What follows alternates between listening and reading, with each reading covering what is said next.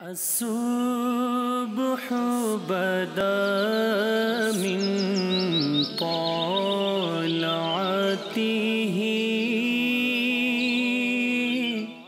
الحمد لله رب العالمين والصلاة والسلام على سيد المرسلين أما بعد فأعوذ بالله من الشيطان الرجيم بسم الله الرحمن الرحيم الصلاة والسلام عليك يا رسول الله وعلى آلك وأصحابك يا حبيب الله الصلاة والسلام عليك يا نبي الله وعلى آلك وأصحابك يا نور الله फरमान मुस्तफ़ा सल्लल्लाहु ताला अलैहि वसल्लम नियतुल मुमिनी खैरुम मिन আমালিহি মুসলমানের নিয়ত তার আমলের চেয়ে উত্তম। শুরুতে আসুন ভালো ভালো কিছু নিয়ত করে নিই নবী রাহমাত শফি উম্মতের ফরমান মোতাবেক সাল্লাল্লাহু আলাইহি ওয়াসাল্লাম আল্লাহ ও তার রাসূল সাল্লাল্লাহু আলাইহি ওয়াসাল্লামের সন্তুষ্টি অর্জন এবং সওয়াব অর্জনের নিয়তে শুরু থেকে শেষ পর্যন্ত অনুষ্ঠান দেখব। শিক্ষণীয় বিষয়বস্তু নিজে শিখব, অন্যের নিকট পৌঁছিয়ে সওয়াবের ভাগীদার হব। যখনই সল্লু আলাল হাবিব বলা হবে তখন যে কোনো একটি দুরূদ শরীফ পাঠ করব ইনশাআল্লাহ আযজা ওয়া জাল। কেননা দরুদে পাকের অগণিত বেশুমার ফজিলাত এবং বারাকাত রয়েছে। আসুন একটি দরুদে পাকের ফজিলাত জেনে নিই। প্রিয় নবী রাসূল আরবি হুজুরপুর নূর সাল্লাল্লাহু তাআলা আলাইহি ওয়াসাল্লাম ইরশাদ করেছেন, যে ব্যক্তি জুমাতুল মুবারাকার দিন আমার প্রতি 200 বার দুরূদ শরীফ পাঠ করবে তার 200 বছরের গুনাহ ক্ষমা হয়ে যাবে। সল্লু আলাল হাবিব সাল্লাল্লাহু তাআলা আলা মুহাম্মদ সাল্লাল্লাহু তাআলা আলাইহি ওয়াসাল্লাম। মাদানী চ্যানেল বাংলার নতুন অনুষ্ঠান নেকিময় হোক সোনালী সকাল। যারাই এই মুহূর্তে সঙ্গ দিচ্ছেন সকলকে জানাই অনুষ্ঠানে স্বাগতম। নেকির মধ্যে কাটানোর জন্য আমাদের সময়কে আল্লাহ ও তার রাসূল সাল্লাল্লাহু আলাইহি ওয়াসাল্লাম আর সন্তুষ্টির লক্ষ্যে কাটানোর উদ্দেশ্যে মাদানী চ্যানেল বাংলা সবসময় চেষ্টারত থাকে। এজন্যই বিভিন্ন অনুষ্ঠান ক্রিয়েট করে থাকে, যাতে করে আমরা নিজেরা এ থেকে শিক্ষা গ্রহণ করতে পারি, বিভিন্ন দিক নির্দেশনা পেতে পারি, নিজের জীবনকে আলোকিত করতে পারি, দুনিয়া আখিরাত উত্তম করতে পারি, যেন আমরা জান্নাত পেতে পারি, জাহান্নাম থেকে মুক্তি লাভ করতে পারি। হামদে বারি তাআলা কিছু সেগমেন্ট থাকবে আমাদের অনুষ্ঠানের মধ্যে এবং আপনাদের কলসও আমাদের সাথে থাকবে ইনশাআল্লাহ তাআলা। আশা করছি অনুষ্ঠান থেকে আমরা আমাদের জীবনের দিক নির্দেশনামূলক অসংখ্য মাদানী ফুল আমরা শিখতে পারবো ইনশাআল্লাহ তাআলা। আজকের টপিক আমরা জানবো, এর পূর্বে আসুন আমরা হামদে বারি তাআলা শ্রবণ করে নিই ইনশাআল্লাহ তাআলা। এরপরে আজকে টপিক জানবো। আমাদের সাথে রয়েছেন আমাদের শ্রদ্ধেয় রফিক ভাই। ইনশাআল্লাহ তাআলা জ্ঞানগর্ভ আলোচনা আমরা শ্রবণ করব। সাল্লু আলাল হাবিব সাল্লাল্লাহু তাআলা আলা মুহাম্মদ সাল্লাল্লাহু আলাইহি ওয়াসাল্লাম। সাল্লাল্লাহু আলাইকা ইয়া রাসূলুল্লাহ সাল্লাল্লাহু আলাইকা ইয়া হাবিবাল্লাহ। যখন হবে তোমার দিদার তখনই হবে আমার। যখন হবে তোমার দিদার তখনই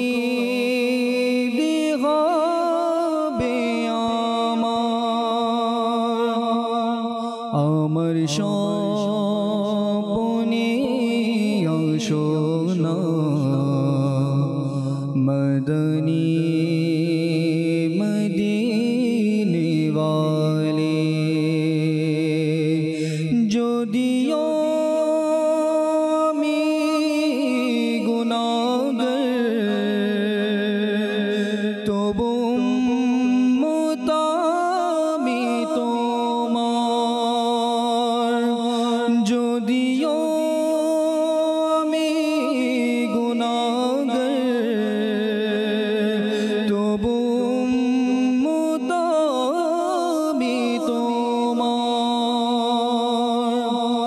আমার স্বপ্নে সোনা মদনী মদিনে वाले सल्लल्लाहु अलैहि या रसूलल्लाह सल्लल्लाहु अलैहि या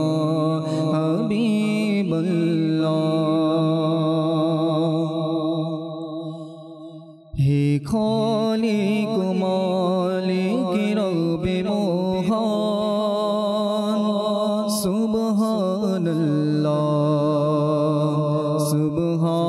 सुबहानल्लाह सुबहानल्लाह सुबहानल्लाह हे खालिक मालिक रब्बे मोहन हे खालिक मालिक रब्बे मोहन सुबहानल्लाह सुबहानल्लाह सुबहानल्लाह सुबहानल्लाह তুমি স্রষ্টা আমার আমি বান্দা তোমার তুমি স্রষ্টা আমার আমি বান্দা তোমার সুবহানাল্লাহ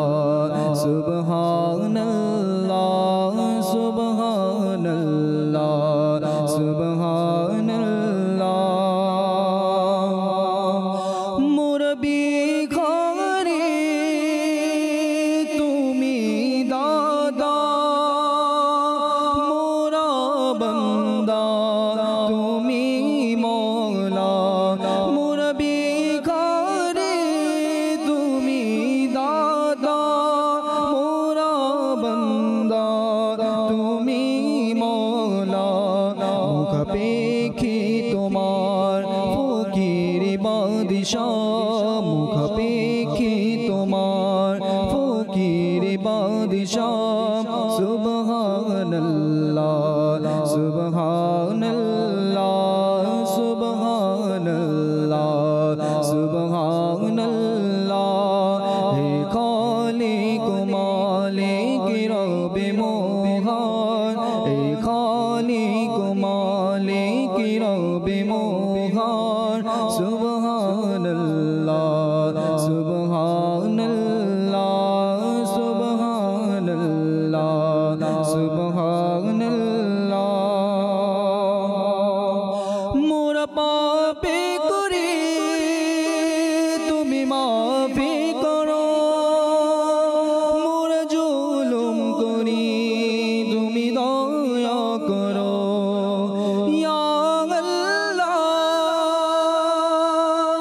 ইয়া মাওলা ইয়া আল্লাহ ইয়া মাওলা মোর পাপে করে তুমি মাফি করো মোর পাপে করে তুমি মাফি করো মোর জুলুম করি তুমি দয়া করো ঘিরে আছে তোমার দয়ায় দুনিয়া ঘিরে আছে তোমার দয়ায় দুনিয়া সুবহানাল্লাহ সুবহানাল্লাহ সুবহানাল্লাহ সুবহানাল্লাহ হে খালিক মালিক রব্বে মোহন হে খালিক মালিক রব্বে মোহন সুবহানাল্লাহ সুবহানাল্লাহ সুবহানাল্লাহ সুবহানাল্লাহ মোরা পরদেশ তারে তুমি মোরা পাপী গফারে তুমি মোরা পরদেশ তারে তুমি মোরা পাপী গফারে তুমি গুনাহগারে প্রতি তোমারি দয়া গুনাহগারে প্রতি তোমারি দয়া সুবহানাল্লাহ সুবহানাল্লাহ সুবহানাল্লাহ সুবহানাল্লাহ হে খালিক মালিক রব্বে মোহান হে খালিক মালিক রব্বে মোহান সুবহানাল্লাহ সুবহানাল্লাহ সুবহানাল্লাহ সুবহানাল্লাহ।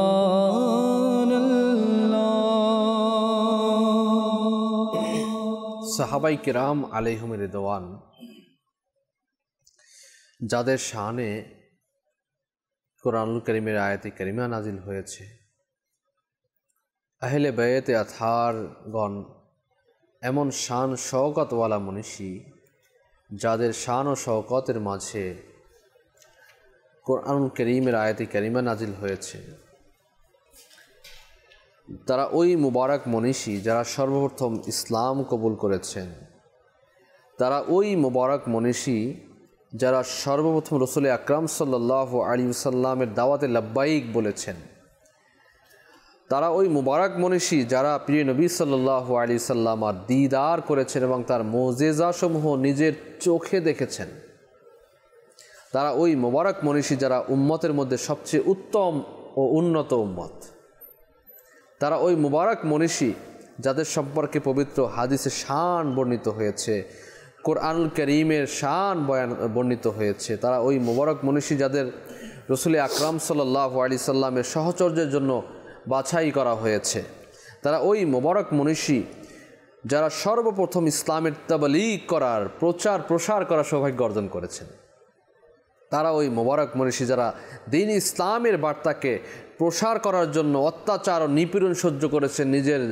জানকে, নিজের গর্দানকে, নিজের জীবনকে বিসর্জন দিয়েছেন, তারা ওই মুবারক মনীষী যাদের ধারাবাহিক প্রচেষ্টায় ইসলামী পতাকা সারা দুনিয়ায় উড্ডীয়মান হয়েছে, তারা ওই মুবারক মনীষী যারা দ্বীন ইসলামের তাবলীগের জন্য নিজের সব কিছুই কুরবান করে দিয়েছেন, ওই মুবারক মনীষী তারা যারা ইসলামের প্রাথমিক পর্যায়ে বিপদ সংকুলন অবস্থায় ক্ষুধা পিপাসা সহ্য করে পেটে পাথর বেঁধে নিকটাত্মীয়দেরকে শত্রু বানিয়ে এবং তাদের সাথে যুদ্ধ করেও ইসলামী পতাকাকে সম্মানিত রেখেছেন, তারা ওই মুবারক মনীষী যাদের ধারাবাহিক পরিশ্রম ও আত্ম উৎসর্গের ফলে আজ আমরা প্রিয় নবী সাল্লাল্লাহু আলাইহি ওয়াসাল্লামের নাম নিতে পারছি। সাহাবাই কিরামের মান ও মর্যাদা এতই সমন্বিত যা হাদিসে কারিমার মধ্যে, কোরআনুল কারীমের মধ্যে রয়েছে। জি হ্যাঁ, আজকের আমরা শুনব সাহাবা ও আহলে বায়াত সম্পর্কে। শুনেই থাকি আমরা, যেহেতু সাহাবা আহলে বায়াত আমাদের জান, আমাদের ঈমান, আমাদের প্রাণ, নাজাত লাভের মাধ্যম, তো সেজন্যই আসুন আজকের বিষয় সম্পর্কে আমরা নিজেরাও শ্রবণ করি এবং শিখি, অন্যের নিকট পৌঁছাই। প্রিয় রফিক ভাইয়ের কাছে যাব। আজকের বিষয় জেনে নিয়েছেন, সাহাবা ও আহলে বায়াত সম্পর্কে আমরা গুরুত্বপূর্ণ মাদানী প্রসঙ্গ। মাশাআল্লাহ, নতুন একটি অনুষ্ঠান আপনি শুরু করেছেন এবং আজকের যে বিষয়টাও নিয়েছেন, এমন একটা বিষয় যে বিষয় সম্পর্কে শোনা জানা সব কিছুই ইবাদত তুল্য এবং আমাদের ঈমান উজ্জীবিতকারী। সর্বোপরি আমি আরজ করব, মহান একটি হাদিসে পাক দিয়ে শুরু করব, যেমনটি আল্লাহ নবী সাল্লাল্লাহু আলাইহি ওয়াসাল্লাম সাহাবায়ে কেরামের ব্যাপারে আলোচনা করেছেন। তিনি ইরশাদ করেছেন যে আসহাবিকান নুজুম ফাবিআইহিম ইকতাদাইতুম ইহতাদাইতুম। আল্লাহ নবী ইরশাদ করছেন যে আমার সাহাবায়ে কেরাম যারা রয়েছেন, আমার এক একজন সাহাবী আকাশের উজ্জ্বল নক্ষত্রের সাথে তুলনা করা হয়েছে এবং তাদের যে কোনো একজনকে কেউ যদি অনুকরণ করে তাহলে তারা হেদায়েত প্রাপ্ত হবে। সুবহানাল্লাহ, সুবহানাল্লাহ। তো কাজেই এই যে মহান হাদিসে পাক, এর মধ্যে অনেক নিগূঢ় তত্ত্ব লুকিয়ে আছে, যেগুলো সম্পর্কে আমরা যদি স্টাডি করি, আমরা যদি অধ্যয়ন করি, তাহলে সাহাবায়ে কেরামের শানে ধৃষ্টতা প্রদর্শন, সাহাবায়ে কেরামের শানে মানে শিষ্টাচার বর্জিত কোনো কথাবার্তা বলা তো দূরের কথা, বরং সাহাবায়ে কেরামের প্রতি শ্রদ্ধায় অন্তর ঝুঁকে যাবে তাদের প্রতি। আলা হযরত রহমতুল্লাহি তাআলা আলাইহি কত সুন্দর শের বলেছেন যে আহলে সুন্নত কা है बेड़ा पार असहाबे हुजूर नज्म है और नाव है इतरत রাসূলুল্লাহ কি সুবহানাল্লাহ। আলা হযরত এখানে সাহাবায়ে কেরাম এবং আহলে বায়তের ফজিলত একসাথে তুলে ধরেছেন। জি, সেই হাদিসে পাকের উপর যে হাদিসে পাক আমি বর্ণনা করলাম সেই হাদিসে পাককে ফোকাস করে আলা হযরত বলছেন যে আহলে সুন্নত কা है बेड़ा পার আসহাবে হুজুর, যে আহলে সুন্নতে যে তরি রয়েছে এটা পার হয়ে যাবে ইনশাআল্লাহ আজ্জা ওয়া জাল, দুনিয়া ও আখিরাতে। ইনশাআল্লাহ। নজমে হ্যাঁ और नाव है इतरत रसूलुल्लाह की। সুবহানাল্লাহ। আল্লাহ নবী যারা সাহাবী এনারা হচ্ছেন নজমে মানে নক্ষত্র, আর নাও হ্যাঁ ইতরত রসুল্লাহ কি, আল্লাহ নবীর যে আহলে বায়ত রয়েছেন এই আহলে বায়ত হচ্ছে নাও।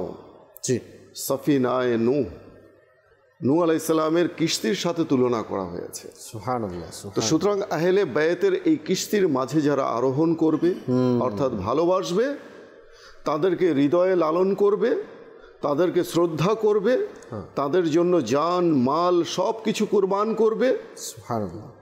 এই কিস্তির মাঝে আরোহণ করার উদ্দেশ্যই এটা যে তাদেরকে ভালোবাসা, তাদের জন্য সব কিছু কুরবান করে দেয়া, তারা ফরমান মোতাবেক নিজের জীবনকে তাদের তাদের যে আদেশ উপদেশ রয়েছে সেই অনুযায়ী জীবন যাপন করা, তো তারা মুক্তি পেয়ে যাবে। যেমনটি নূহ আলাইহিস সালামের উম্মত মুক্তি পেয়েছিল সেই নৌকায় চড়ে, যারা ঈমান এনেছিল নূহ আলাইহিস সালামের, যারা বিধিনিষেধ শুনেছিল তারা বেঁচে গিয়েছিল, জানে এবং ঈমানে দুই দিক থেকেই বেঁচে গিয়েছিল।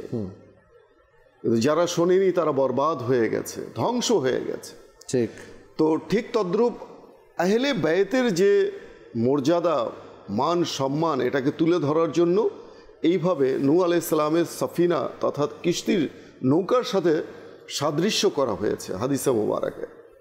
আচ্ছা, তো নজম বলতে এখানে আলা হযরত রহমতুল্লাহি তাআলা আলাইহি বুঝিয়েছেন যে একজন মানুষ যখন তরিতে চড়ে, জাহাজে চড়ে, পূর্ববর্তী যুগে যখন কম্পাস আবিষ্কার হয়নি, দিক নির্ণয় যন্ত্র আমরা ছোটবেলায় পড়েছি, তখন কিন্তু যারা কাপ্তান ছিল জাহাজে, ক্যাপ্টেন, তারা কিন্তু ওই ধ্রুব তারা, উজ্জ্বল নক্ষত্র দেখে তারা দিক নির্ণয় করত যে আমি কি পূব দিকে যাচ্ছি না আমি পশ্চিম দিকে যাচ্ছি, নাকি আমি উত্তরে যাচ্ছি না দক্ষিণে যাচ্ছি।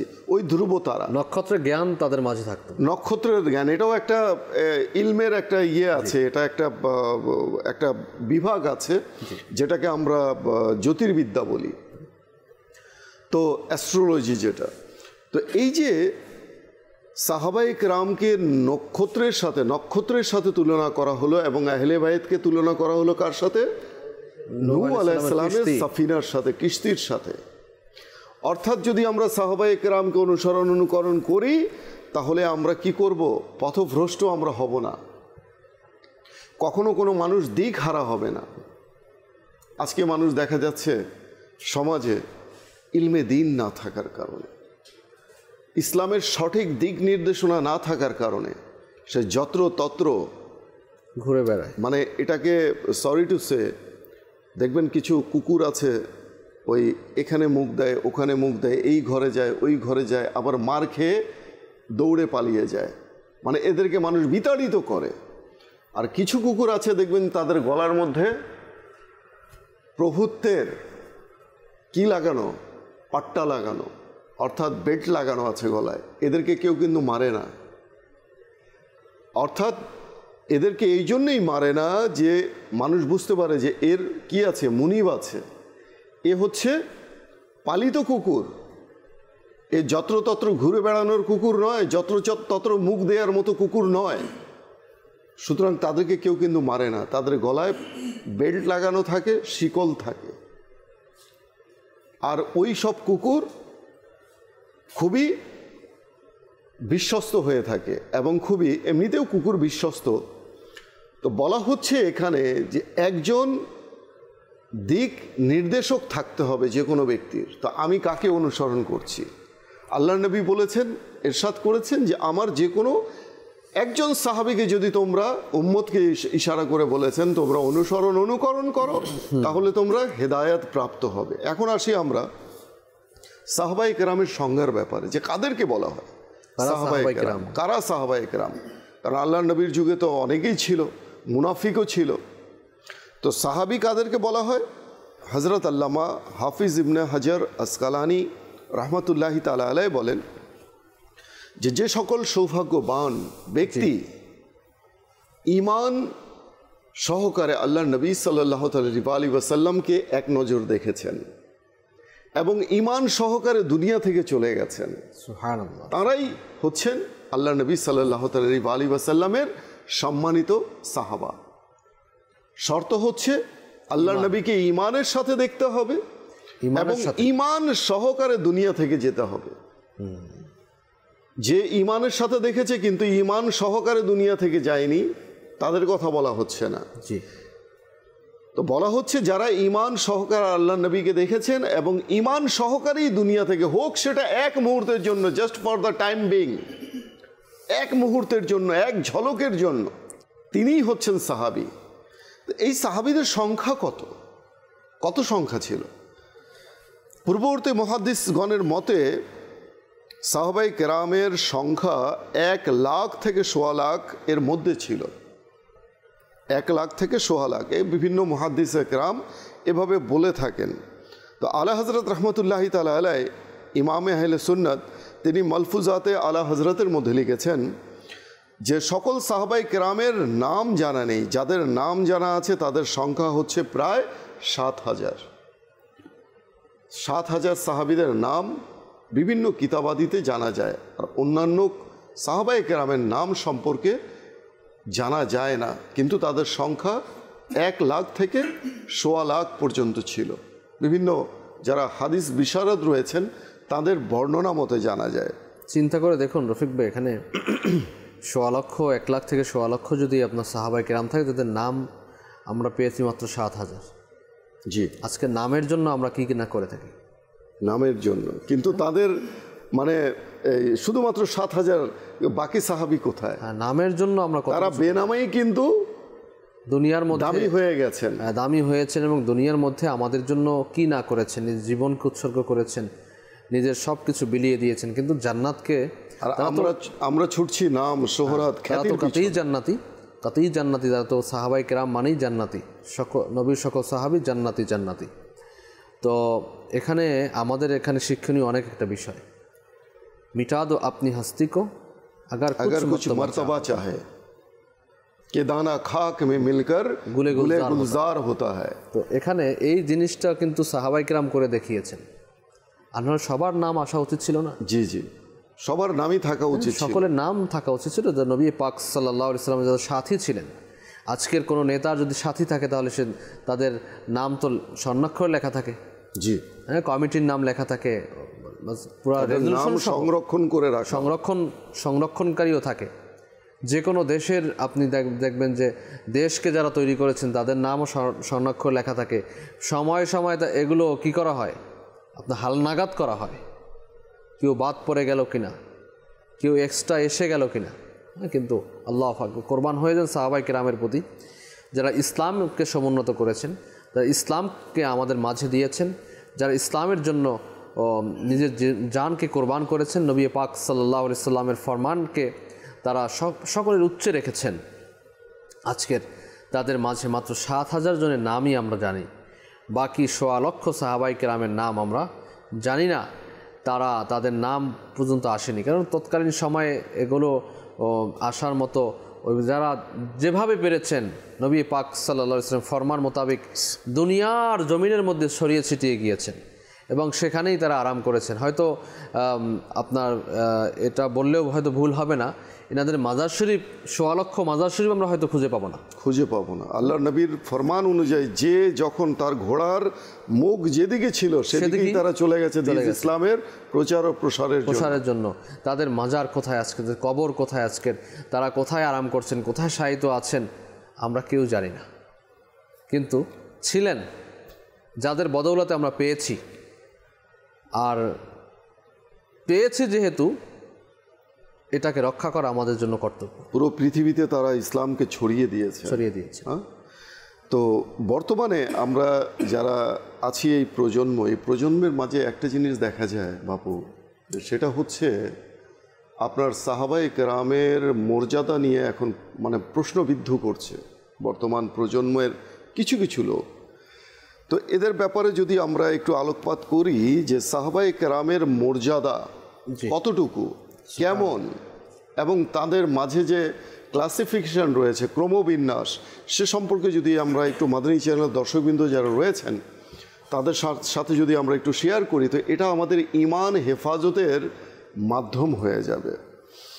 হযরত মুফতি মোহাম্মদ আমজাদ আলী আজমি রহমতুল্লাহি তাআলা আলাইহি বাহারে শরিয়তের মধ্যে লিখেছেন, তিনি বলেন যে আম্বিয়া ও রাসূলগণের পর আল্লাহর সকল সৃষ্টি মানব, জিন ও ফেরেশতাদের মধ্যে উত্তম হলেন সিদ্দিক আকবর। জি, সকল মানুষ, জিন এবং ফেরেশতা। এখানে প্রশ্ন হতে পারে যে ফেরেশতাদের চেয়েও কি সাহাবায়ে কেরামের মর্যাদা ঊর্ধ্বে আছে, কিন্তু এটারও কিছু ব্যাখ্যা আছে, আমি সেটা পরে আসছি।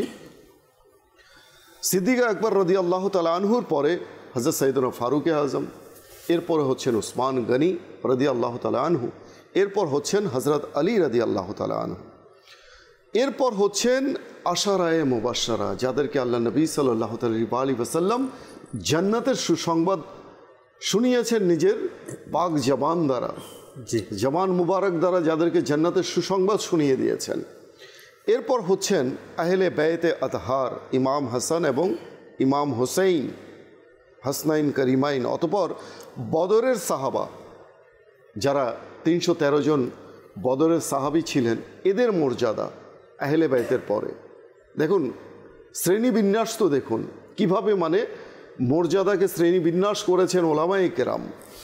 এরপর আপনার এসেছে যে এই সকল সাহাবী পরে এরপর যাদের মর্যাদা হচ্ছে তারা হচ্ছে বাইতুর রিদওয়ানের সাহাবায়ে কেরাম, যারা বাইতে রিদওয়ান গ্রহণ করেছিলেন আল্লাহ নবী সাল্লাল্লাহু আলাইহি ওয়াসাল্লাম, অর্থাৎ ওই বিদায় হজের ভাষণে। তো কাজেই এদের মর্যাদা হচ্ছে এইভাবে শ্রেণীবিন্যাস, আর এদের সবাই হচ্ছেন অকাট্য জান্নাতি, সবাই হচ্ছেন অকাট্য জান্নাতি। এখন আসা যাক যে সাহাবায়ে কেরামের যে বলা হয়েছে ফেরেশতাদের চেয়েও সাহাবীদের মর্যাদা ঊর্ধ্বে, তারা কোন ফেরেশতা? সাধারণ ফেরেশতা যারা, তাদের ঊর্ধ্বে হচ্ছে সাহাবায়ে কেরামের মর্যাদা, এই সকল সাহাবী যাদের নাম বলা হলো। তো এরপর হচ্ছে আপনার ফেরেশতাদের মধ্যে সবচেয়ে উচ্চ মর্যাদা সম্পন্ন ফেরেশতা যারা, তাদের ব্যাপারে নয়, যাদেরকে মালাইকায়ে মুকাররবিন বলা হয়, তথা নৈকট্যশীল ফেরেশতা, যাদের মধ্যে আরশ বহনকারী রয়েছেন, রাসূল ফেরেশতা রয়েছেন, যেমন জিবরাইল আলাইহিস সালাম, মিকাইল আলাইহিস সালাম, এরপর রয়েছেন ইসরাফিল আলাইহিস সালাম, আজরাইল আলাইহিস সালাম। তো এই সকল ফেরেশতাদের পরে অন্যান্য সাধারণ ফেরেশতা যারা রয়েছেন তাদের চেয়েও সাহাবায়ে কেরামের মর্যাদা ঊর্ধ্বে। এখন আসুন যে সকল আম্বিয়া কেরাম এবং রাসূলের পরেই কিন্তু সাহাবায়ে কেরামের মর্যাদা সাধারণ মানুষের চেয়ে, জিন্নাতের চেয়ে ঊর্ধ্বে। এখন একজন মানুষ যতই ইবাদত রিয়াজত করে নিক না কেন, ইবাদত বন্দেগি করে নিক না কেন, তার কোনো কারামাত প্রকাশ পেয়ে যাক না কেন, সে যদি পানি দিয়েও হেঁটে যায়, আকাশ দিয়ে উড়ে বেড়ায়, তবু তার মর্যাদা কোনো সাহাবা পর্যন্ত পৌঁছতে পারবে না। এই যে সাহাবায়ে কেরামের মর্যাদা, এখন এই সাহাবা কেরাম সম্পর্কে আমরা যদি কোনো সমালোচনা করি, আমরা যদি কোনো কটূক্তি করি, হুজুর গৌসে পাক রাহমাতুল্লাহি তাআলা আলাইহির ফরমান যদি আমরা শুনে নেই, তাহলে হয়তো কিছুটা বোধগম্য হবে। সাধারণ সাহাবাই কেরাম, আপনি তো এর ক্যালিফিকেশন বয়ান করেছেন। এটা একটু অ্যানালাইজ করে এটাকে বলতে হবে, না করলে তো এটা বুঝিয়ে আসবে না যে সাহাবায়ে কেরামকে ফেরেশতার চেয়েও ঊর্ধ্বে বলা হলো। তো সাধারণ যারা সাহাবাই কেরাম, যেটা আমরা বলেছিলাম যে এক মুহূর্ত জিয়ারত করেছেন নবী পাক সাল্লাল্লাহু আলাইহি ওয়াসাল্লাম ইমানের সাথে, এবং পরক্ষণে ইমানের হালতে ইন্তেকাল করেছেন। না তার ইবাদত, না কোনো রিয়াজত, না কোনো রোজা, না কোনো নামাজ তার সে পড়েছেন অথবা ফরজ ছিল। তো এই সাহাবাই কেরামের ব্যাপারে বলেছেন যে সেই সাহাবা যে উটের পিঠে চড়তেন এবং সেই উটের পায়ের নিচের যে ধুলা, সেই মর্যাদা পর্যন্ত আমি আপনার অর্জন করতে পারবো না। গৌসে পাক রহমতুল্লাহ ফরমান। তো চিন্তা করে দেখুন যে গৌসে পাক রহমতুল্লাহ তাআলা আলাইহি কত বড় মাপের একজন আল্লাহর ওলি, সুলতানুল আউলিয়া যাকে বলা হয়, এবং ওলিদের সম্রাট। কয়েকজন গৌসের মধ্যে তিনি একজন, এবং কিয়ামত পর্যন্ত ওনার পরে আর গৌস হবেন কে? ইমাম মাহদি রাদিয়াল্লাহু তাআলা আনহু। তো চিন্তা করে দেখুন যে এই যে অবস্থাটা। তো কিন্তু সেখানে গিয়ে আমরা যদি সাহাবাই কেরামের সাথে এখন এই যে বয়ানগুলো হচ্ছে না, এগুলো তো আজকের বয়ান না, এগুলো আজকের বয়ান না। এই বয়ানগুলো কেন করছি আমরা, এটাও কিন্তু একটা প্রশ্ন। এই বয়ানগুলো বারবার মাদানী চ্যানেলে কেন আসে? বলা হয়ে থাকে যে কথা বারবার উচ্চারণ করা হয় সেই কথা কর্ণকুহুর দিয়ে প্রবেশ করে হৃদয়ের মাঝে গেঁথে যায় বারবার। তো কাজেই বর্তমান প্রজন্মের ঈমান রক্ষা করতে হবে, বর্তমান প্রজন্মের ঈমানকে সুরক্ষিত রাখতে হবে। এটা হচ্ছে আমরা যারা অভিভাবক রয়েছি, আমাদের উচিত ইসলামের যে সঠিক রূপরেখা এটা জানা, সাহাবে কেরামের মর্যাদা কেমন ছিল সেটা জানা। আল্লাহ নবী সাল্লাল্লাহু আলাইহি, আচ্ছা সাহাবাই কেরামের মর্যাদা যখন এত হতো, আল্লাহ নবী সাল্লাল্লাহু আলাইহি ওয়াসাল্লামের মর্যাদা কত হতে পারে?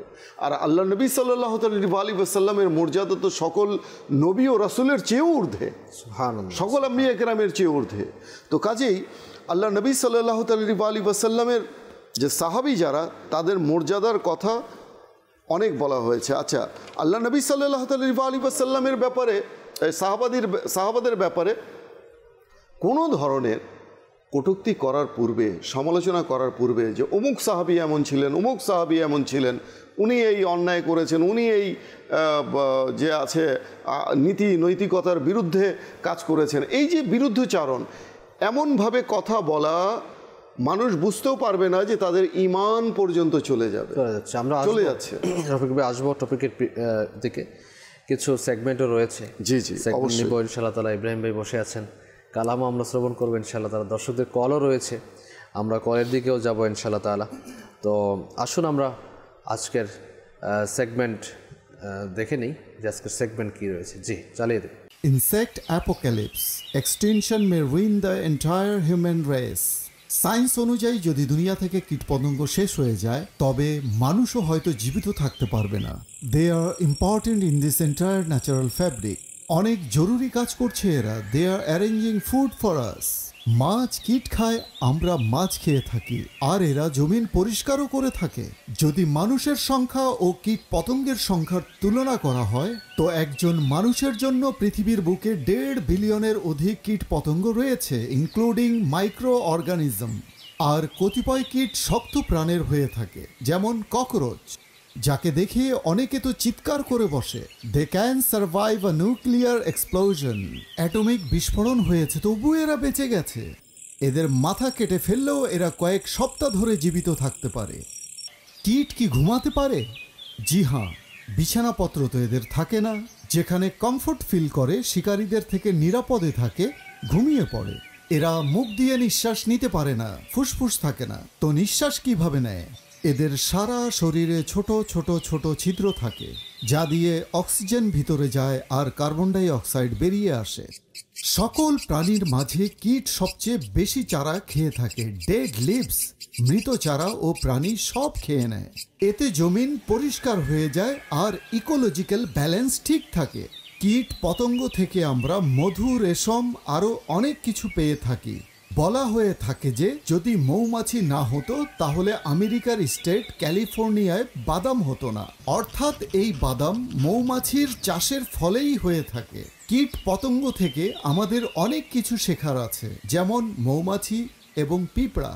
মৌমাছি 1 পাউন্ড মধু তৈরি করার জন্য 20 লাখ ফুলের রস সংগ্রহ করে থাকে। যাই হোক, কখনো কখনো এরা ক্ষতির কারণও হয়ে দাঁড়ায়, যেমন পঙ্গপাল locust attack. Africa government locust অ্যাটাককে অর্থাৎ পঙ্গপালের আক্রমণকে ন্যাশনাল ইমার্জেন্সি ঘোষণা করে।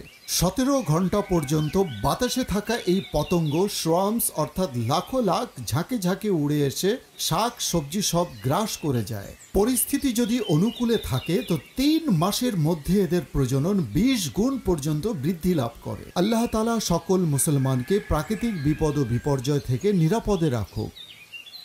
ইনফরমেশন আমরা জানলাম, গুরুত্বপূর্ণ ইনফরমেশন। হয়তো এভাবে করে আমরা নেকিময় হোক সোনালী সকাল অনুষ্ঠানে আমরা বিভিন্ন ইনফরমেশন সম্পর্কে জানতে পারবো। ইনশাআল্লাহ সঙ্গেই থাকুন। কল শ্রবণ করে নিই, দর্শকদের কল রয়েছে বলা হচ্ছে। জি, কল চালিয়ে দিন। আমি মোহাম্মদ আব্দুল কাদের। আলহামদুলিল্লাহ, মাদানী চ্যানেলের অনুষ্ঠান দেখছি, খুব সুন্দর প্রোগ্রাম চলছে। আল্লাহ পাক মাদানী চ্যানেলকে আরো বরকত দান করুক। আসসালামু আলাইকুম ওয়া রাহমাতুল্লাহি ওয়া বারাকাতুহু। ওয়ালাইকুম আসসালাম রহমতুল্লাহ বরাকাতু। জি আব্দুল কাদের ভাই, আপনি দেখছেন, শুনে অত্যন্ত খুশি লাগছে। দেখতে থাকুন, নিজে দেখুন, অপরকে দেখতে উৎসাহিত করুন। Next call. আমার নাম সিমলা, আমি গাজীপুর থেকে বলছি। আমি একটু নাচ শুনতে চাই। ভালোবাসি ভালোবাসি প্রেম হয়েছে। আচ্ছা, নেক্সট। আমি মোহাম্মদ সাইফুল ইসলাম চাঁদপুর থেকে বলছিলাম। আমি মাদানী চ্যানেল দেখি এবং ভালোবাসি তাকে। প্রায় সময় আমার দেখা আমার থেকে অনেক ভালো লাগে। আমার পরিবার সবাই দেখে। মাশাআল্লাহ মাশাআল্লাহ। নেক্সট। আমার নাম মোহাম্মদ জয়নাল আবেদিন। আমি একটা গজল শুনতে চাই। প্রিয় মদিনা দূরে হবো কেমন করে, ইনশাআল্লাহ তাআলা। Next call. আমার নাম মোহাম্মদ আব্দুল মজিদ, গাইবান্ধা জেলা, সুন্দরবন থানা। আমরা মাদানী চ্যানেল দেখি। মাদানী চ্যানেল কথাবার্তা, মাদানী চ্যানেল খুব ভালো লাগে। আচ্ছা, দেখতে থাকুন, দোয়া করে যাতে করে আপনি নিজেও দেখতে পারেন, অপরকে দেখতে উৎসাহিত করতে পারেন। জি, পরবর্তী কল। বিবারের থেকে শুক্রাত তারি বলছিলাম। অনুষ্ঠান দেখতেছি, খুব সুন্দর লাগতেছে। আমি একটি মানকাবাত শুনতে চাই। আমার আত্মার জিন্দাবাদ, আমার আত্মার জিন্দাবাদ। মাশাআল্লাহ মাশাআল্লাহ। ইব্রাহিম ভাই, আজকের কালাম কি শোনাবেন? যেগুলো আসছে এগুলো তো আমরা শুনবো, কিন্তু আজকের কালাম কি শোনাবেন? কাছি ডেকে প্রিয় নবী, তব দিদার দাও প্রিয় নবী। কাছি ডেকে প্রিয় নবী, তব দিদার দাও প্রিয় নবী। আমায় কাছে ডেকে না মদনী মদিনে বলে, প্রেমে শোধাপন করাও না মদনী মদিনে বলে। যখন হবে তোমার দিদার তখনই ঈদ হবে আমার। যখন হবে তোমার দিদার তখনই ঈদ হবে আমার। আমার স্বপনে আসো না মদনী মদিনে বলে, তব দিদারে ঈদে আমার। তব দিদারে ঈদে আমার। তব দিদার দাও, তব দিদার দাও প্রিয় নবী। কাছে ডেকে নাও প্রিয় নবী, আমায় কাছে ডেকে নাও প্রিয় নবী। তব দিদার দাও প্রিয় নবী। ছেড়ে গেছে মোর প্রিয়জন, ভুলে গেছে বন্ধু স্বজন। হে নবী তুমি বলো না মদনী মদিনে ওয়ালে। ছেড়ে গেছে মোর প্রিয়জন, ভুলে গেছে বন্ধু স্বজন। হে নবী তুমি বলো না মদনী মদিনে ওয়ালে। গুনাহের সাগরে গুনাহের সাগরে ডুবে আছি আমারে বাঁচাও আকা আমারে বাঁচাও প্রিয় নবী তব দিদার দাও প্রিয় নবী আমায় কাছে ডেকে নাও প্রিয় নবী তব দিদার দাও প্রিয় নবী যদিও আমি গুনাহগার তবু উম্মত আমি তোমার হে নবী তুমি বলো না মদনী মদিনে ওয়ালে যদিও আমি গুনাহগার তবু উম্মত আমি তোমার যদিও আমি গুনাহগার তবু উম্মত আমি তোমার তোমার চরণে রাখো না মদনী মদিনে ওয়ালে তব দোহিদের দোহাই নবী তব দোহিদের দোহাই নবী আপন করে নাও আকা আপন করে নাও প্রিয় নবী তব দিদার দাও প্রিয় নবী আমায় কাছে ডেকে নাও কাছে ডেকে নাও প্রিয় নবী তব দিদার দাও প্রিয় নবী ভালোবাসি ভালোবাসি প্রিয় নবীকে ভালোবাসি ভালোবাসি প্রিয় নবীকে আমরা আল্লাহর নবীকে ভালোবাসি আমরা আল্লাহর নবীকে ভালোবাসি তাই তো মোরা জান্নাতের অধিকারী তাই তো মোরা জান্নাতের অধিকারী ভালোবাসি ভালোবাসি প্রিয় নবীকে ভালোবাসি ভালোবাসি প্রিয় নবীকে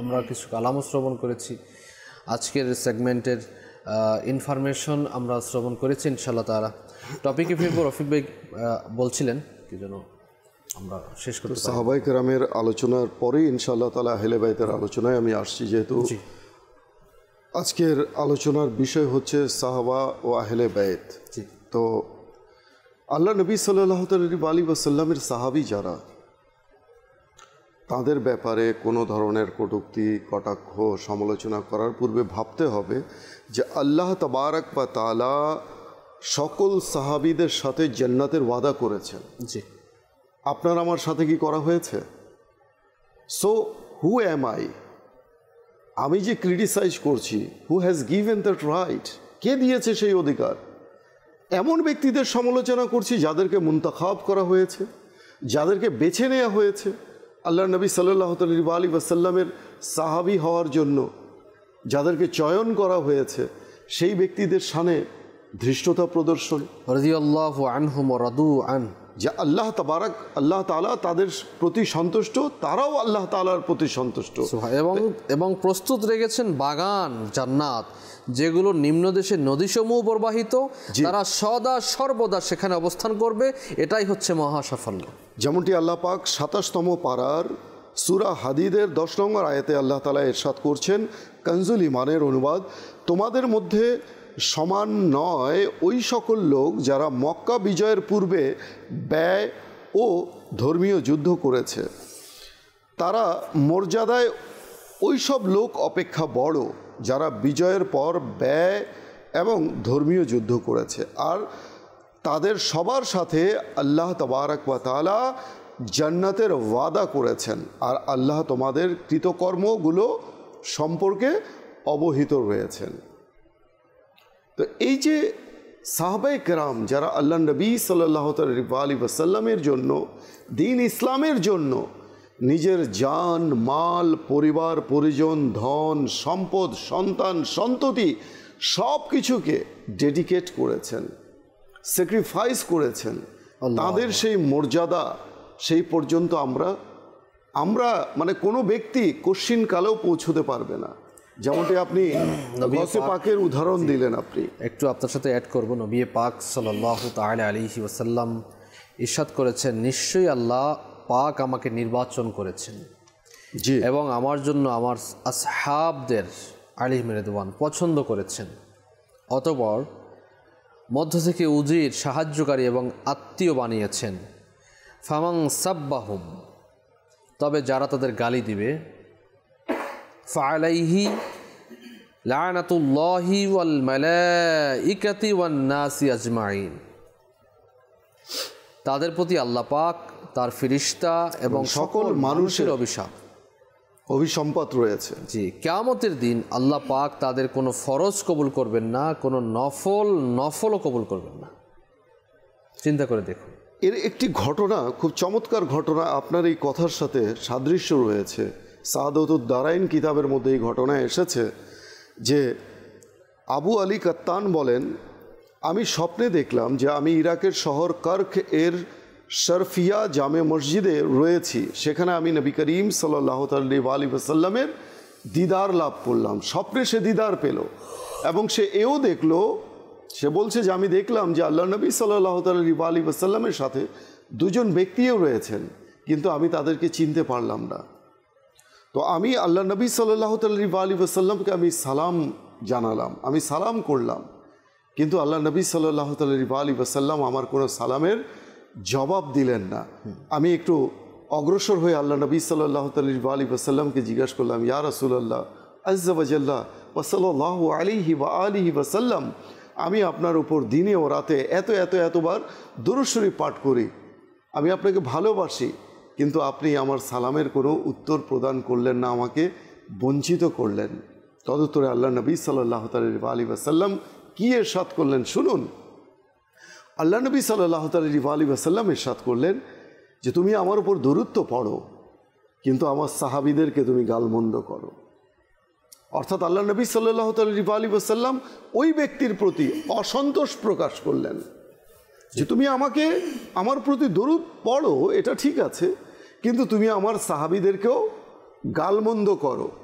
তো বোঝা গেল সাহাবীদেরকে গালমন্দ যারা করে, কটাক্ষ যারা করবে, যারা কটূক্তি যারা করবে, তাদের প্রতি আল্লাহর নবী অসন্তুষ্ট। আর যাদের প্রতি আল্লাহর নবী অসন্তুষ্ট, তাদের প্রতি আল্লাহ তাবারাক ওয়া তাআলা কি করে সন্তুষ্ট হতে পারেন? তো সেই ব্যক্তি কি করলেন? অগ্রসর হয়ে আল্লাহ নবী সাল্লাল্লাহু আলাইহি ওয়াসাল্লামের হাত জড়িয়ে ধরলেন, জড়িয়ে ধরে আরজ করলেন, ইয়া রাসূলুল্লাহ, আমি তওবা করছি আপনার হাতে হাত রেখে, আমি আর কোনো দিন সাহাবীদের বিরুদ্ধচারণ করব না। তখন আল্লাহ নবী সাল্লাল্লাহু আলাইহি ওয়াসাল্লাম তার সালামের উত্তর প্রদান স্বরূপ ইরশাদ করলেন, ওয়া আলাইকুমুস সালাম ওয়া রাহমাতুল্লাহি ওয়া বারাকাতুহু। এই যে ঘটনা, এই ঘটনার মাঝে আমাদের জন্য অনেক শিক্ষণীয় বিষয় রয়েছে যে বর্তমান সমাজে কেউ যদি সাহাবায়ে কেরামের বিরুদ্ধে কোনো কথা বলে, তার কাছ থেকে, সেই মজলিস থেকে আমরা যেন উঠে চলে যাই। এটাই হবে তাদের বিরুদ্ধে প্রতিবাদ। তাহলে এতে করে কি হবে? আমার ঈমান সালামত থাকবে। আল্লাহ নবী বলেছেন যে কোনো সাহাবীকে যদি কেউ অনুসরণ করে, আমার কোনো এক সাহাবী, ওয়ান অফ মাই কম্পানিয়ন, কেউ যদি ফলো করে, সে হেদায়েত পাবে। তো এখানে বলা হয়েছে অনুসরণ করলে হেদায়েত পাবে, আর যে কটূক্তি করবে সে কি করে হেদায়েত পাবে? সে তো পথভ্রষ্ট হয়ে যাবে। সুতরাং এই পথভ্রষ্ট হওয়া থেকে আমাদেরকে ভয় করতে হবে যে আমার ঈমান যদি বরবাদ হয়ে যায়, আমি যদি মিসগাইডেড হয়ে যাই, তাহলে আমার কি অবস্থা হবে মৃত্যুর পর। তো কাজেই এখানে এটা অনেক বড় মানে শিক্ষার বিষয়, এটা অনুধাবনের বিষয়। বলা হয়ে থাকে বুদ্ধিমানদের জন্য ইশারাই যথেষ্ট। আল্লাহ তাআলা আমাদেরকে সেই বুঝ দান করুক। এবার আসি আহলে বাইতের ব্যাপারে, যে আহলে বাইতের মর্যাদা এত রয়েছে। আমি পূর্বেই বলেছি যে আল্লাহ নবী সাল্লাল্লাহু আলাইহি ওয়াসাল্লাম আহলে বাইতকে সাফিনায়ে নূহের সাথে সাদৃশ্য করেছেন, তুলনা করেছেন, যে এই আহলে বাইতের মাঝে যারা চড়ে বসবে, আরোহণ করবে, অর্থাৎ তাদেরকে ভালোবাসবে, তারাই সফল কাম দুনিয়া ও আখিরাতে। সুবহানাল্লাহ। এছাড়া অর্থাৎ তাদের তরি পার ধ্বংস অনিবার্য, তরি পার হয়ে যাবে। তো আল্লাহ নবী সাল্লাল্লাহু আলাইহি ওয়াসাল্লাম ইরশাদ করেন আহলে বাইতের ব্যাপারে। আল্লাহ নবী ইরশাদ করছেন যে হাসান এবং হুসাইন হচ্ছে জান্নাতি যুবকদের সর্দার। তো যারা জান্নাতি যুবকদের সর্দার, তো তাদের মর্যাদা কেমন? হাসান এবং ইমাম হাসান এবং ইমাম হুসেন যদি যুবকদের সর্দার হয়, তো যারা বৃদ্ধ বয়সে মারা যাবে তাদের সর্দার কে হবে জান্নাতে?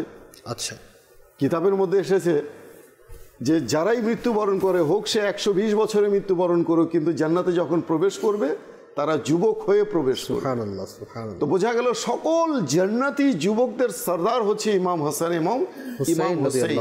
তো সুতরাং আহলে বাইতের বিরুদ্ধে কটাক্ষ করার পূর্বে আমাদের সতর্ক হতে হবে যে জান্নাতে তো যাব আমরা, তো যিনি জান্নাতের সর্দার তার ব্যাপারেই যদি কটাক্ষ করি, সমালোচনা করি, তাহলে সেই জান্নাতে আমি যাব কি করে?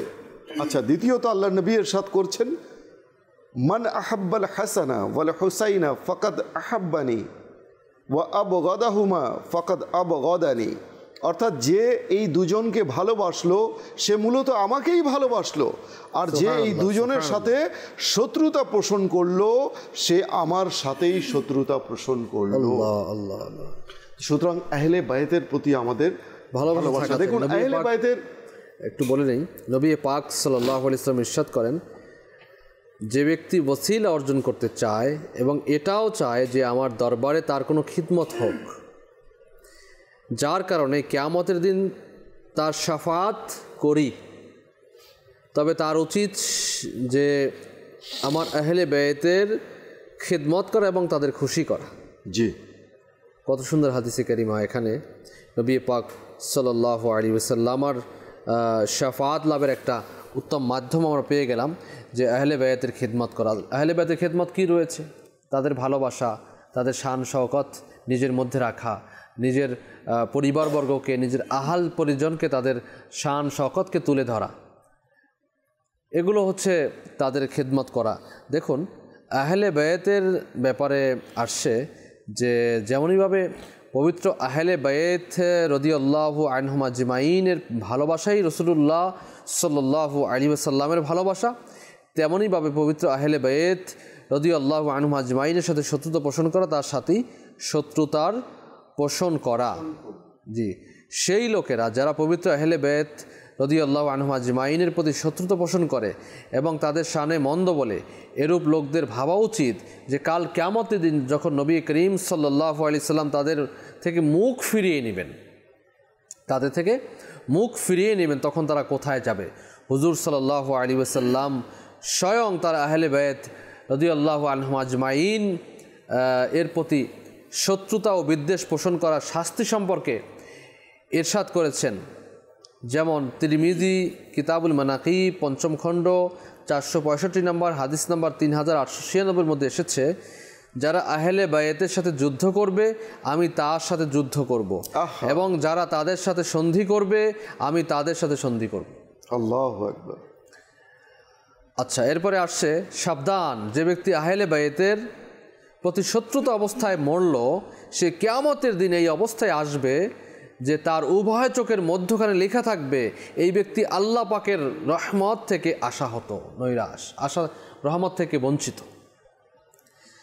কানজুল উম্মালের মধ্যে এসেছে, যে ব্যক্তি আহলে বায়াতের প্রতি শত্রুতা হিংসা পোষণ করে তাকে কিয়ামতের দিন হাউজে কাউসার থেকে আগুনের চাবুক দ্বারা দূর করে দেওয়া হবে।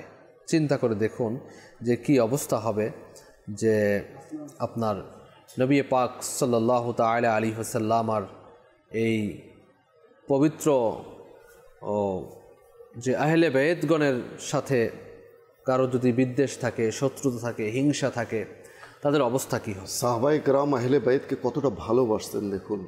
আচ্ছা, একবার শৈশবকালে ইমাম হোসেন রাদিয়াল্লাহু তাআলা আনহু এবং আব্দুল্লাহ ইবনে উমর রাদিয়াল্লাহু তাআলা আনহু, মানে এক জায়গায় ছিলেন। হ্যাঁ, ওমর রাদিয়াল্লাহু তাআলা আনহুর ছেলে। তো শিশুসুলভ ভঙ্গিতে শিশুকালে যেমনটি হয় শৈশবে, যে এক শিশু আরেক শিশুর সাথে একটু কথা কাটাকাটি হলো, তো কথা কাটাকাটির এক পর্যায়ে ইমাম হোসেন রাদিয়াল্লাহু তাআলা আনহু আব্দুল্লাহ ইবনে উমর রাদিয়াল্লাহু তাআলা আনহুকে বললেন যে হে গোলামের ছেলে গোলাম, বলে উক্তি করলেন। তখন আব্দুল্লাহ ইবনে উমর রাদিয়াল্লাহু তাআলা আনহু কিছুটা রুষ্ট হলেন, কিছুটা অসন্তোষ প্রকাশ করলেন। তিনি কাঁদো কাঁদো অবস্থায় ছুটে গেলেন তার বাবার কাছে, গিয়ে বললেন, আব্বাজান, আমাকে ইমাম হোসেন রাদিয়াল্লাহু তাআলা আনহু বলেছেন গোলামের ছেলেও গোলাম, তাহলে কি আপনি সত্যিই গোলাম? আর আপনার ছেলে আমিও গোলাম। তখন উমর ফারুক রাদিয়াল্লাহু তাআলা আমিরুল মুমিনিন ছিলেন ওই যুগে। তো তখন তিনি বললেন, আচ্ছা এমনটি বলেছেন, তাহলে তো এটার একটা ফয়সালা করতে হয়। তখন তিনি ফয়সালা ডাকলেন রাষ্ট্রীয় পর্যায়ে।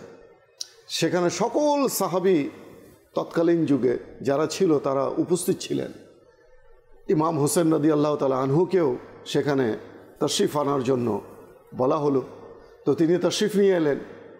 সেই ছোট্ট ইমাম হোসেন রাদিয়াল্লাহু তাআলা আনহু, নবী দৌহিত্র, তিনি আসার পর ফারুকে আজম রাদিয়াল্লাহু তাআলা আনহু তাকে বললেন যে আপনি কি এমন বলেছেন আব্দুল্লাহ ইবনে উমরকে, আব্দুল্লাহকে এমন বলেছেন?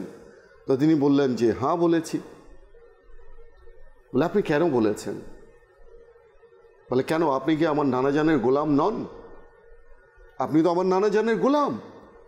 তো আপনার ছেলে হচ্ছে আব্দুল্লাহ, গোলামের ছেলে গোলাম, আর আমি এই কথা বলেছি। তখন ওমর ফারুক রাদিয়াল্লাহু তাআলা আনহু তিনি বললেন, আপনি কি এ কথা লিখে দিতে পারবেন? আল্লাহ, মানে আমাকে লিখে দিতে পারবেন এটা লিখিতভাবে? আমরা অনেক সময় কিন্তু দেখা যায় যে সমাজের মধ্যে কেউ যদি একটা ফল্ট করে, একটা অন্যায় করে, কিংবা কোনো একটা কিছু রদ করে, একটা কোনো কিছুকে রহিত করে দেয়, তখন কিন্তু তার কাছ থেকে আমরা লিখিত ডকুমেন্ট নিই যে আপনি কি লিখিতভাবে এটা দিতে পারবেন। তখন ইমাম হোসেন রাদিয়াল্লাহু তাআলা আনহু লিখিতভাবে দিলেন।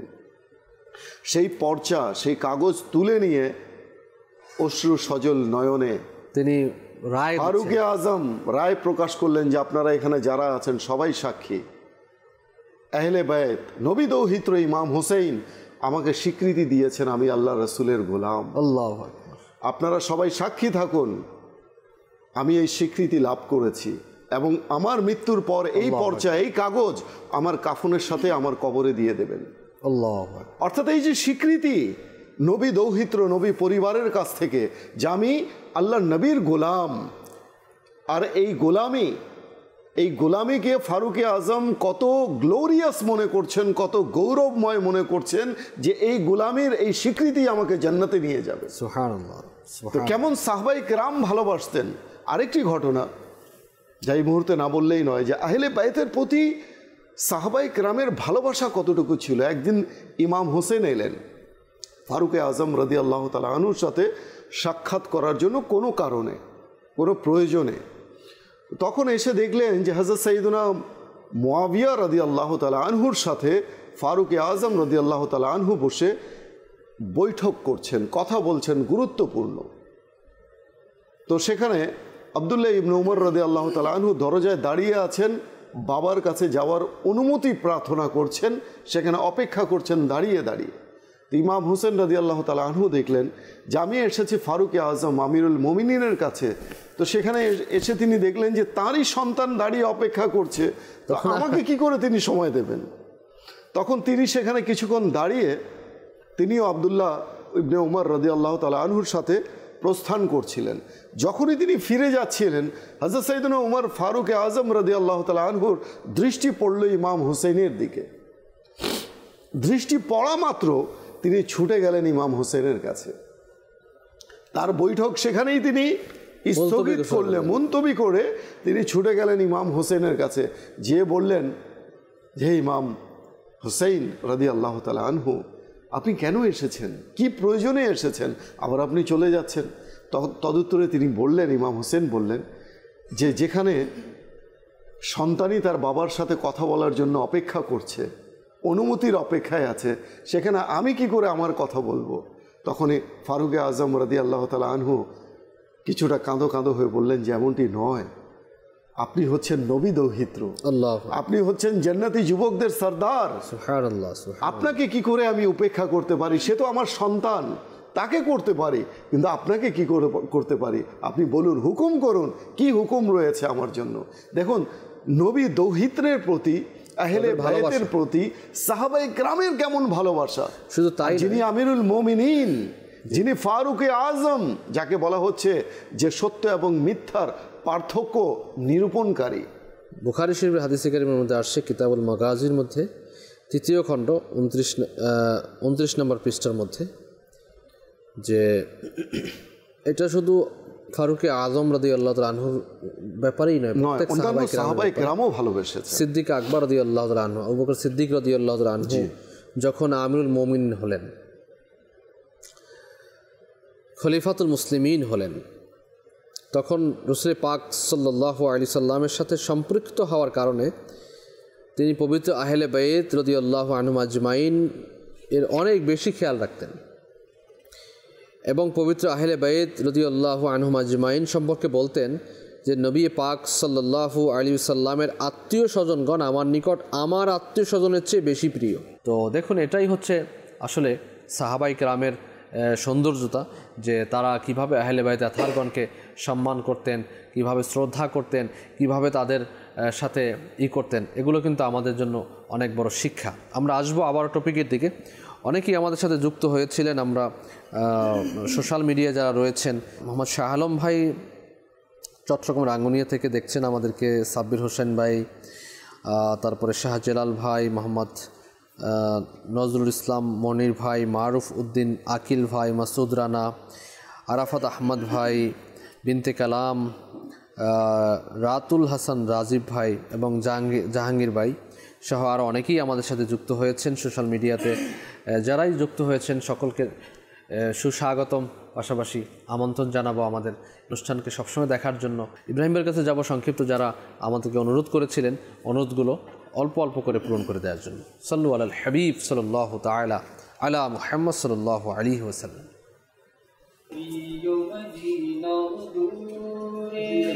যাব কেমন করে প্রিয় মদিনা দূর, প্রিয় মদিনা দূর। আল্লাহুম্মা সাল্লি আলা সাইয়্যিদিনা মুহাম্মাদিন, আল্লাহুম্মা সাল্লি আলা সাইয়্যিদিনা মুহাম্মাদিন। অশ্রু ঝরে যায় শুকিয়ে কেঁদে কেঁদে নিরালায়, পেতে একবার দেখা গিয়ে তোমার সোনার মদিনায়। অশ্রু ঝরে যায় শুকিয়ে কেঁদে কেঁদে নিরালায়, পেতে একবার দেখা গিয়ে তোমার সোনার মদিনায়।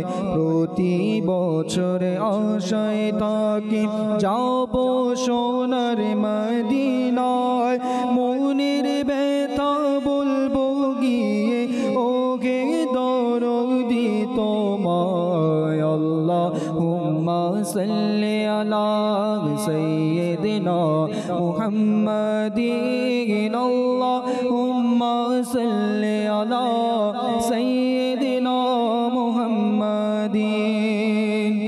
ও মাঝি বা একটু দাঁড়াও, সাথে লয়ে জামায়, গরিব আমি যাব কিরূপ প্রিয় নবীর রওজায়।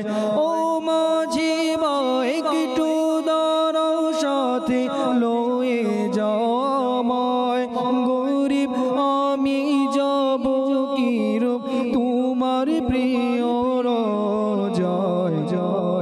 হৃদয় জুড়ে একই ধ্বনি, হৃদয় জুড়ে একই ধ্বনি, যাব আমি মদিনায়, তার চরণে মরব আমি, মরব না কো বাংলায়। আল্লাহুম্মা সাল্লি আলা সাইয়্যিদিনা মুহাম্মাদিন, আল্লাহুম্মা সাল্লি আলা সাইয়্যিদিনা মুহাম্মাদিন। প্রিয় মদিনা দূরে যাব কেমন করে, প্রিয় মদিনা দূর, আকা প্রিয় মদিনা দূর। আল্লাহুম্মা সাল্লি আলা সাইয়্যিদিনা মুহাম্মাদিন, আল্লাহুম্মা সাল্লি আলা সাইয়্যিদিনা মুহাম্মাদিন। সাহাবা সাহাবা আমাদি সাহাবা সাহাবা সাহাবা আমাদি সাহাবা মোদের জান প্রাণ হতে প্রিয় সাহাবা নবীর সকল সাহাবী জান্নাতে জান্নাতে নবীর সকল সাহাবী জান্নাতে জান্নাতে হযরতে আবু বকর জান্নাতে জান্নাতে ফারুক আযম জান্নাতে জান্নাতে উসমান গনি জান্নাতে জান্নাতে হযরতে মওলা আলী জান্নাতে জান্নাতে হাসান হুসেন জান্নাতে জান্নাতে হযরতে আমির মুআবিয়া জান্নাতে জান্নাতে জান্নাতে জান্নাতে মোদের জান প্রাণ হতে প্রিয় সাহাবা মোদের জান প্রাণ হতে প্রিয় সাহাবা দো জাহান হবে না কেন যে দিওয়ানা কেন যে দিওয়ানা দো জাহান হবে না কেন যে দিওয়ানা দো জাহান হবে না কেন যে দিওয়ানা দো জাহান হবে না কেন যে দিওয়ানা আকাশের উজ্জ্বল আকাশের উজ্জ্বল তারকা সাহাবা মোদের জান প্রাণ হতে প্রিয় সাহাবা মোদের জান প্রাণ হতে প্রিয় সাহাবা মোদের জান প্রাণ হতে প্রিয় সাহাবা সাহাবা হলেন প্রিয় নবীর সিপাহী নবীর সিপাহী সাহাবা হলেন প্রিয় নবীর সিপাহী সাহাবা হলেন প্রিয় নবীর সিপাহী নবীর সিপাহী সাহাবা হলেন প্রিয় নবীর সিপাহী সকল ফুলের সকল ফুলের সৌন্দর্য সাহাবা মোদের জান প্রাণ হতে প্রিয় সাহাবা মোদের জান প্রাণ হতে প্রিয় সাহাবা সাহাবা সাহাবা সাহাবা মোদের জান প্রাণ হতে প্রিয় সাহাবা নবীর সকল সাহাবী জান্নাতে জান্নাতে নবীর সকল সাহাবী জান্নাতে জান্নাতে হযরতে আবু বকর জান্নাতে জান্নাতে ফারুক আযম জান্নাতে জান্নাতে উসমান গনি জান্নাতে জান্নাতে হযরতে মওলা আলী জান্নাতে জান্নাতে হযরতে ফাতিমা জান্নাতে জান্নাতে হাসান হুসেন জান্নাতে জান্নাতে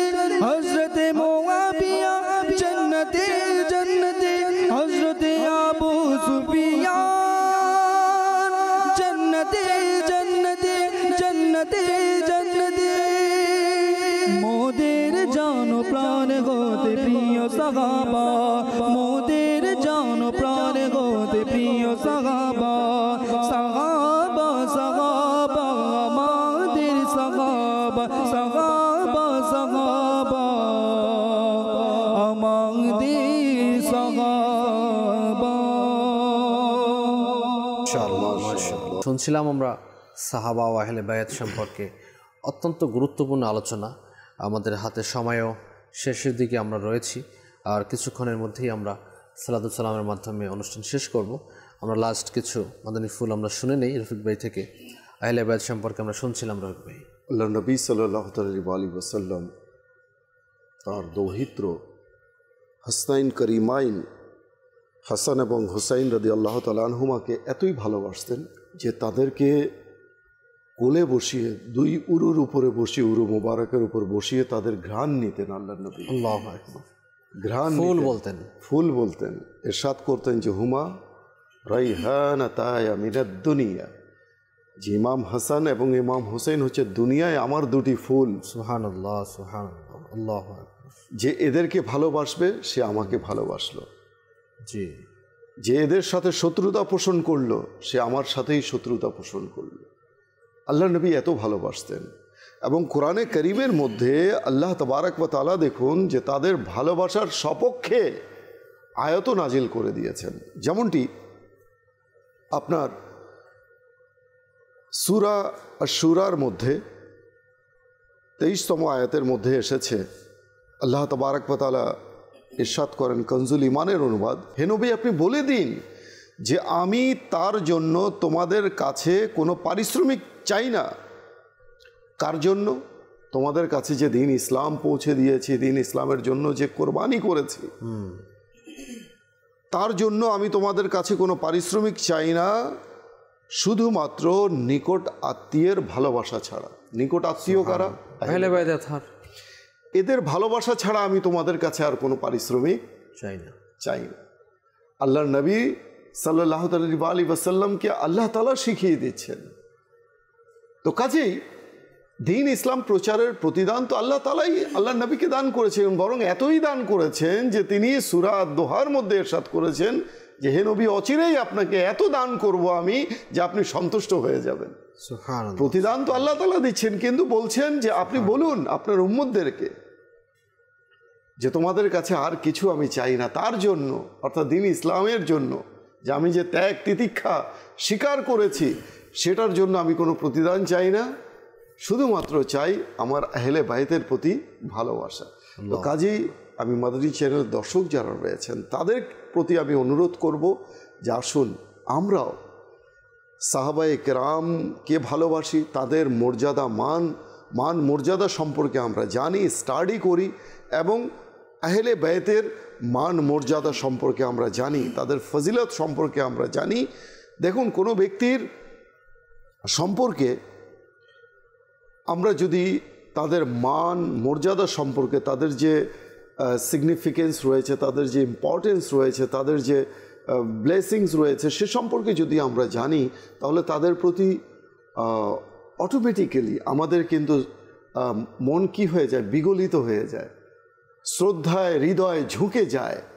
তো কাজেই আমাদেরকে দিন ইসলাম সম্পর্কে স্টাডি করতে হবে, ইসলামের সঠিক রূপরেখা সম্পর্কে আমাদেরকে জানতে হবে। যারাই সাহাবায়ে কেরাম, যারাই আহলে বাইতের সম্পর্কে বিন্দু মাত্র যারা সমালোচনা করে তাদের কাছ থেকে দূরে সরে যেতে হবে, দূরে সরে যেতে হবে।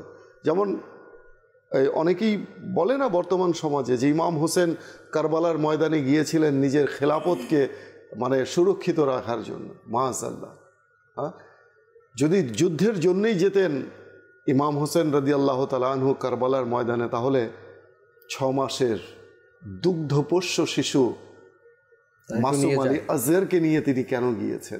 যুদ্ধের ময়দানে কি 6 মাসের দুধের শিশুকে নিয়ে যায়? স্ত্রীগণদেরকে নিয়ে যায়, খাওয়াতিন হাজরাতদেরকে কেউ নিয়ে যায় যুদ্ধের ময়দানে? বন্ধু বান্ধব সঙ্গী সাথীদেরকে নিয়ে গেছেন। তাদেরকে তো ডাকা হয়েছিল কুফায় যে আপনি আসুন, ইতিহাস সাক্ষ্য দেয়। ইতিহাস থেকে আমাদের শিক্ষা গ্রহণ করতে হবে। সময় সংক্ষিপ্ত, আজকের অনুষ্ঠানের মধ্যে আমরা অনেক কিছু জানতে পারলাম।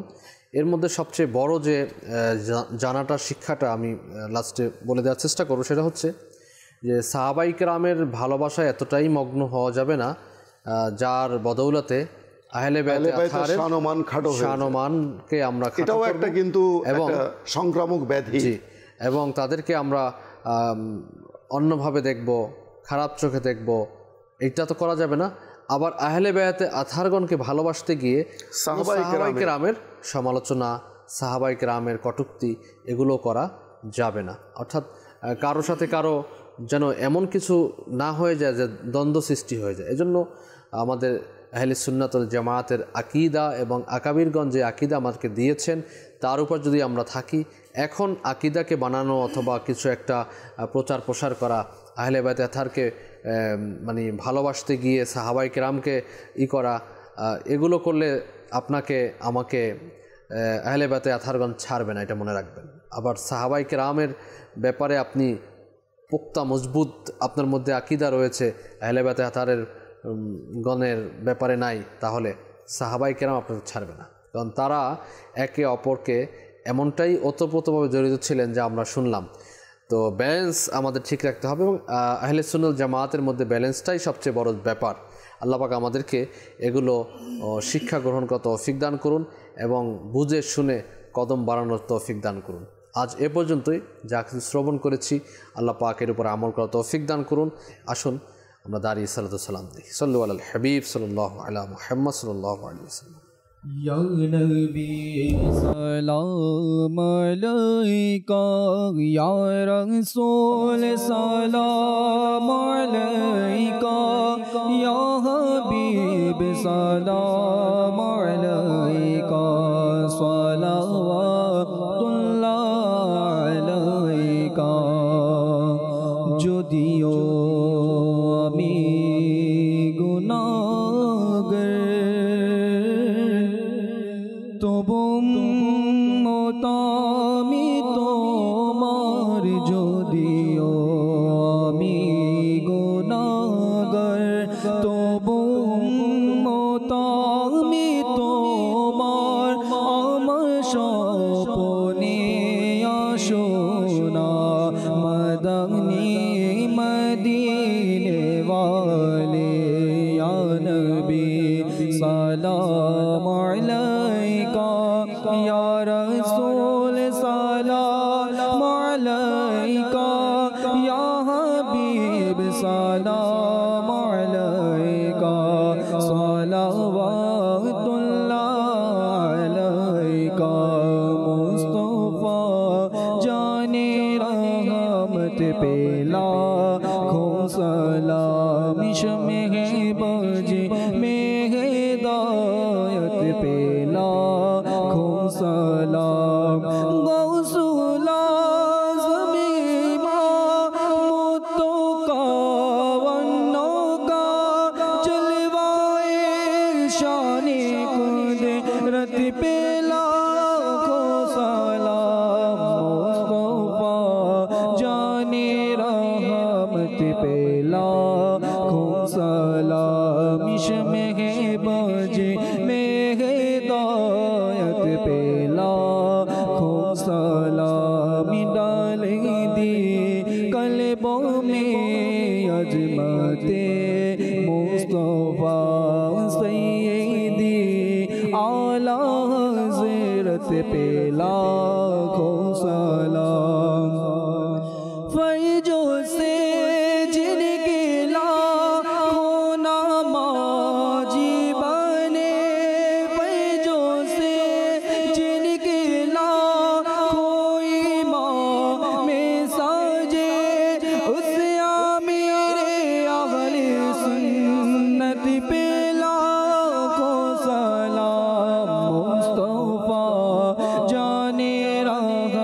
पेला खो सलाम इश्मे बाजी में हिदायत पेला खो सलाम। अस्सलामु अलैका या रसूलल्लाह व अला आलिका व अस्हाबिका या हबीबल्लाह। सुब्हानक अल्लाहुम्मा व बिहम्दिका ला इलाहा इल्ला अंता अस्तगफिरुका व अतूबु इलैक। सुब्हानक अल्लाहुम्मा وبحمدك لا إله إلا أنت أستغفرك وأتوب إليك. سبحانك اللهم وبحمدك لا إله إلا أنت أستغفرك وأتوب إليك. اللهم ربنا آتنا في الدنيا حسنة وفي الآخرة حسنة وقنا عذاب النار. اللهم إني أسألك المعافاة في الدين والدنيا والآخرة. اللهم بلغنا رمضان بصحة وعافية. الصلاة والسلام عليك نبي الله وعلى آلك وأصحابك يا نور الله وحق لا إله إلا الله محمد رسول الله صلى الله عليه وسلم. الصبح بدا من